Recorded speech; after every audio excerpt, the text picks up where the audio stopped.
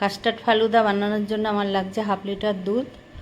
আর custard, এই যেমন দুধে কিছুটা দুধ আলাদা করে নিয়েছি, ওতে আমি কাস্টার্ড পাউডারটা গুলে নিলাম।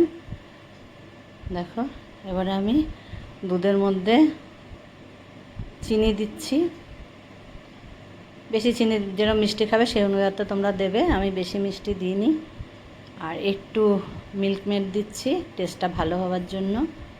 মিল্ক মেড না থাকলে তোমরা গুঁড়ো দুধও দিতে পারো।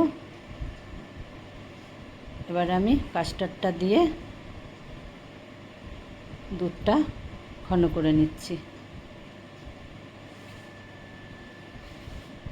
দেখো, কাস্টার্ডটা দিয়ে নাড়তে থাকতে হবে, নতুবা লেগে যাবে। হয়ে গেছে আমার, দেখো আমি ঘন করে নিয়েছি। দেখো,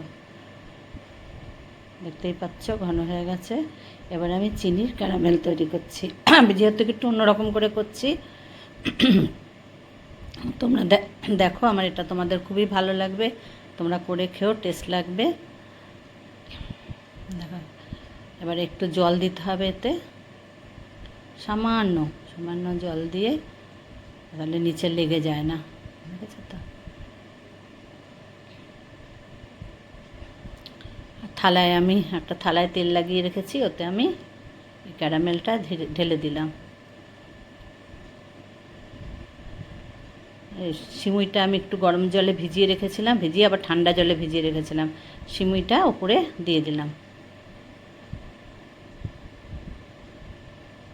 এবারে আমি অল্প একটু আম নিয়েছি, একটা আম ছোটো ছোটো করে কেটে নিয়েছি, এটা আমি কাস্টার্ডের মধ্যে মিলিয়ে দিলাম। আর একটু এই চিয়া সিডটা উপর থেকে দিয়ে দিচ্ছি। কিছুটা রেখে দেবো, পরে আবার এটা সম্পূর্ণ মিলিয়েও দেবো।